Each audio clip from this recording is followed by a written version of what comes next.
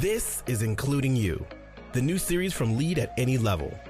Including You features stories from chief diversity officers and other executives who are creating inclusive cultures in their organizations. Our goal is to show what's working in companies just like yours, to give you the tools you need to keep pushing for progress in your own workplace. We want to create belonging and opportunity for everyone, including you.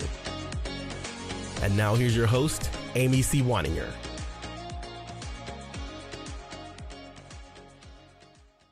Welcome back to Including You. I'm your host, Amy C. Waninger, the Inclusion Catalyst. My guest today is Dr. Frank González.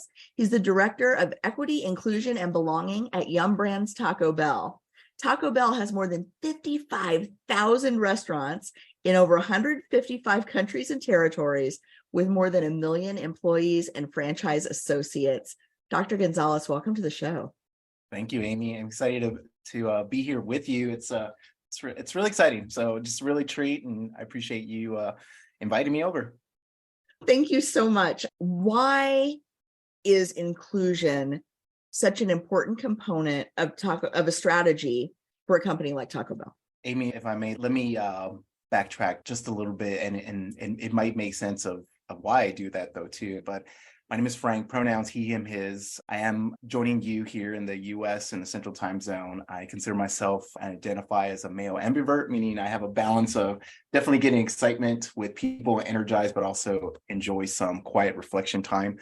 Dark brown skinned, I identify as Hispanic Latino, specifically Mexican American. I am a proud father and a very enthused and inspired husband. My personal values are and how I approach work and try to approach life every day. And it's always a consistent intentionality, I think, is being approachable, being genuine, and being trustful. And I actually live by a quote too, is grant me the courage to serve others, for in service there's true life. And that's from Cesar Chavez.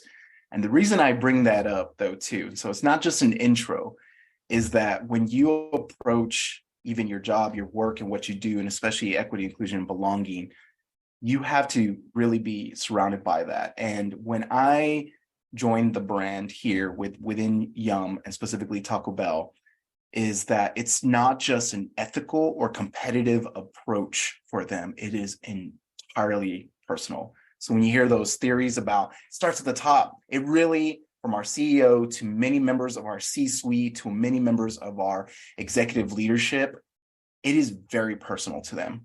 And not only is it personal to them, they don't have that awkwardness of talking about it everywhere they go, whether it's in meetings, whether it's in business updates, whether it's how they show up on their LinkedIn or other social media platforms. It's just who they are, and they're about others.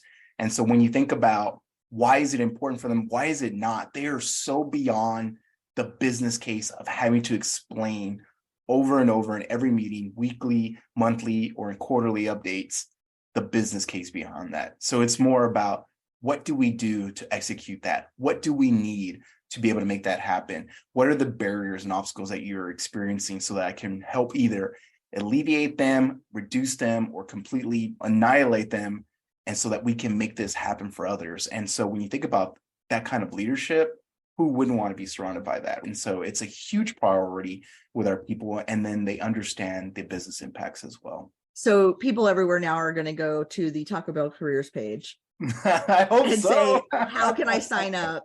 Because that's the answer that I always want to hear and rarely get. That's phenomenal. So tell me, with where you are in this journey as a company, what are you doing that's working? What do you feel like is unique, or what got you to that place?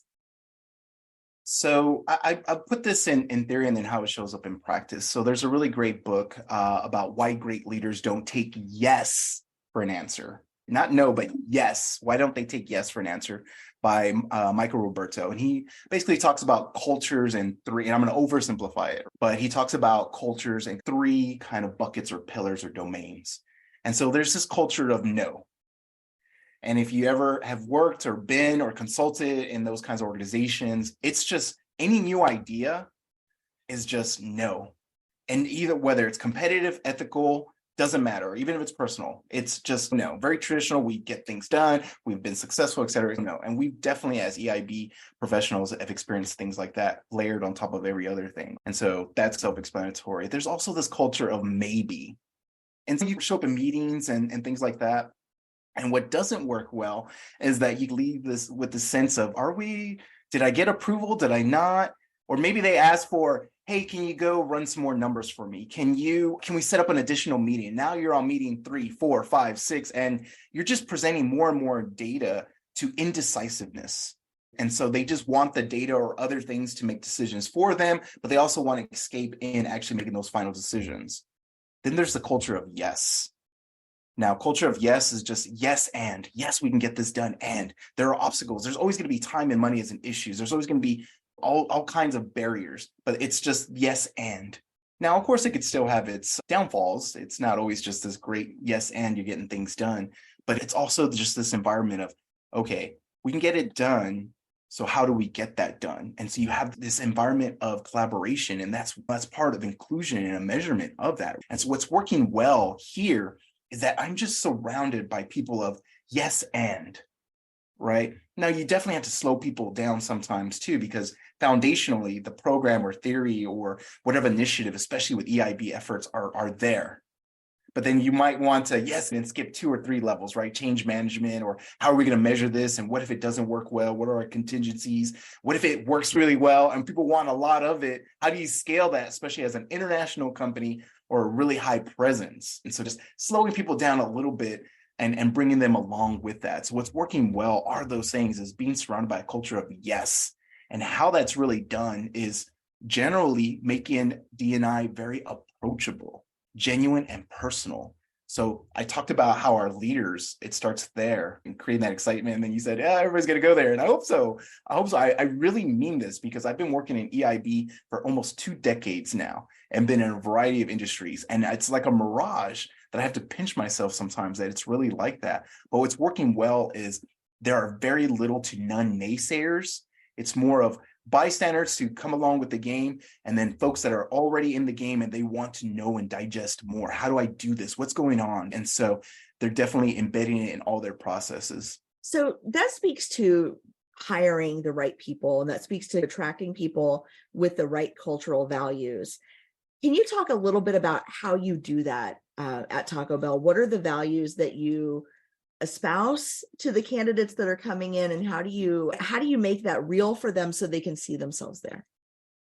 It starts with people. I know that's been said so many times. I just want to be honest.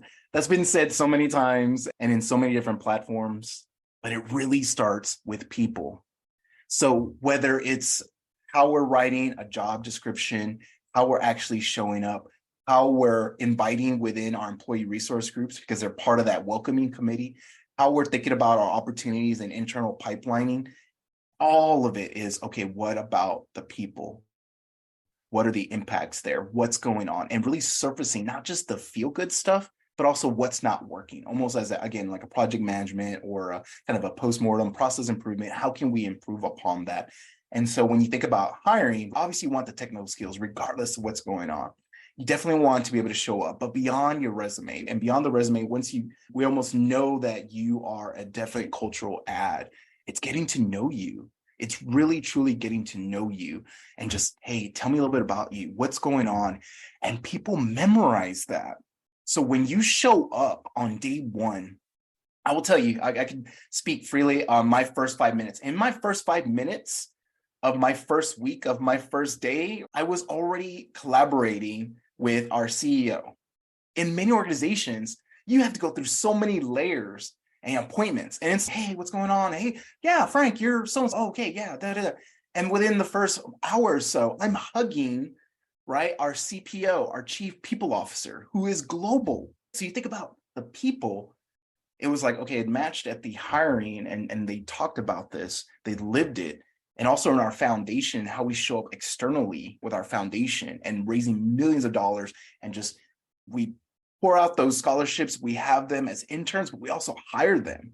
So everything is it's 360. But I'm just talking about like that practical show up on day one and, oh, this is no different than as I was going through the hiring. They're asking me things a little bit personal to really figure out what my personal values and what my North Star is. What are my motivations? That's like geared towards that situation, behavior, outcome outside of those technical skills. And once I start, it doesn't stop. When I'm officially, air quote, onboarded, it doesn't stop. And they really vested in who I am, and shout outs and recognition and just praise. And I'll just add one last thing, Amy, because I get really excited about this. And again, like, it's a mirage. I always have to pinch myself. Is this real? And ask other peers, is this real? You've been here longer than me. Is this real? And they're like, it's real. It's this from leadership, once again, especially the +1s or +2s. When you get in meetings, they absolutely deflect and boomerang recognition right back out to team. And they're very specific on who it is. So when you talk about like hiring, that's just one facet. I'm talking about the everyday thing. They don't want that praise. They're already at the level that, hey, I don't need that recognition in my team. It's them. They did it. And when you think about theoretically how you always want that to show up, that's how we show up. And so beyond working, that's that hiring piece that it's really hard. It has to be very genuine from the inside out, that I really believe in. Everything you just said made me so excited and also so baffled. Sorry, I get No, but baffled, because I've worked in large companies. I cannot imagine hugging the chief people officer at any of the companies that I worked at. I can't imagine within a couple of hours even meeting the CEO of some of these larger companies. And I've certainly been in enough high-level meetings to hear executives take credit and not deflect and not give. And so on the one hand, I'm completely baffled. I'm like, what would that even look like? But on the other hand, completely excited, because it's almost, you've entered into this alternate universe where things run as they should, and people are doing the right things all the time, not as an exception. And what a blessing that is, to be in a place where not only do you feel like you can thrive, but everybody around you is thriving too. So what does that mean in terms of, like, you can see that it's working from your own personal perspective, from your own anecdotal perspective. What do you think are some of the broader implications for the brand based on this culture? Implications. So how does this align to the mission of the company? What does it enable you to do that you might not otherwise be able to do? Really be able to actualize upon ideations. So I'll go back to what you said about, baffled, because I think we've become very jaded and numb to like all these organizations that either put money right out there, messaging, and then it's very disingenuous later on and just ends up being this self-fulfilling prophecy of, it's not working there. It's not working there. And so when you're really in this organization and you think about just psychological safety for yourself, the organization, for your teams, for the employees, but also even the customers and how they approach even our restaurants. They may think I'm going to show up and I'm basically, what I tell you is going to somehow reach Frank and other teams. They really feel that connection and psychological safety. It's truly allowing, the implications really are truly allowing ideations, problem solving, but also the allowance of mistakes. That's the biggest thing that you see is a common denominator for a lot of psychological safety. And so when you think about that, we are able to, not everything's going to get to our customers. There are a lot of different things that don't get to the market. Well, we've at least tried it. And so you think about, just from a humanity standpoint, we're not shut down into this culture of no. We're not constantly chasing and wasting time and money with facts and figures over and over. We're just allowed to truly ideate. And those ideations come from not just people experiences, but also our products. And so it's just this, again, it's like an oasis, a mirage of the way it should be. So we're able to capitalize on our talent practices, things that are going to measure data and having data transparency. What's that going to look like, and being okay with it. We're talking about supplier diversity as well, and also community impact. And we're also talking about just capability building in general from around our enterprise. So just really trying to level up all that time, but not level up from a competitive and monetary standpoint, but level up from, again, that people common denominator as well. So it allows us to do a lot. And if I say the only downfall was just finding enough time, enough days, hours, minutes within the year, the calendar year, to be able to execute all these things. But that's why you memorialize things, document it, and say, okay, we didn't get to this, but maybe we can get to it next year. It's occurring to me as you're talking about innovation and people trying out ideas, that for as long as I've been paying attention to any business conversations, typically public radio and they do marketplace or wherever the analysis is. Taco Bell is always a standout in terms of innovation, not just in the products, but in the business and the way the business is run. And I remember hearing about this decades ago, that Taco Bell was so innovative in the way it manages its logistics and the way it manages its product, right? And where they go to market. And so it seems to me that not only does this pay off in terms of the dividends of the people that you work with, but you've really grown both within the structure of the organization. The organization itself has matured quickly, but you've also been able to expand the footprint and the reach and the positioning of the organization. Yeah, absolutely. Let me ask you this, Frank. As you think about the future and you're looking at this big backlog of yes ands that you want to try and implement, what excites you the most to try or to accomplish or to become?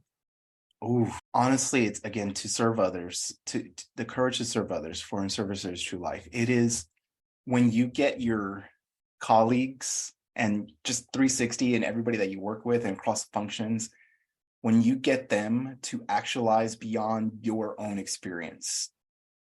That's a lot to digest. So I'm going to say that again. When you get them to actualize beyond your own experience, beyond my own experiences. I still have many filters like anyone else, and I'm honest about those. There are over 200 known biases and counting. I don't know everything, and I'm ignorant to a number of things. And ignorance to me is where I'm always trying to go. But when somebody and functions and groups and clusters actually actualize beyond what I've thought and bring it to me and say, what do you think? And I'm like, I don't know. I need to go research that because that's already way beyond diversity dimensions. It's beyond my scope. Wow. That's what I keep aspiring to and excites me because I have had those clusters like Frank. That's great. We, for example, we've implemented closed captioning and this and that. We've made this as inclusive as possible. We've updated this on this and this. But have you thought about this? And I'm like, no, I have not at all. Tell me more about that. And I'm now learning from you. And I'm just like a student here. I get excited about those things because if you're a true inclusionist and also just in leadership models, and you take influence from wherever you can. I love to be open to influence.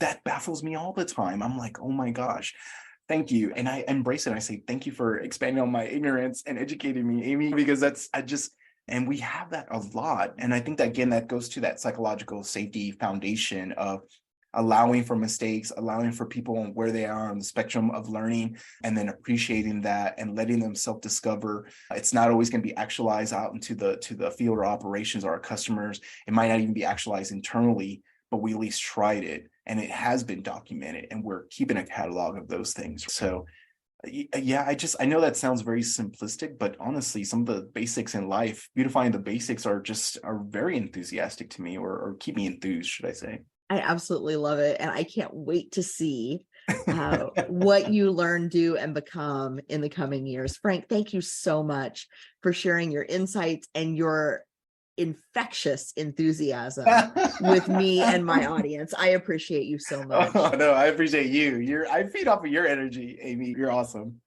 Thank you. If you've enjoyed this episode, follow Lead at Any Level on LinkedIn and YouTube. Then join us for Including You video simulcast every Thursday at noon Eastern. Including You can also be enjoyed each week as part of the Living Corporate audio podcast series, available on all major podcast platforms. Learn more at living-corporate.com.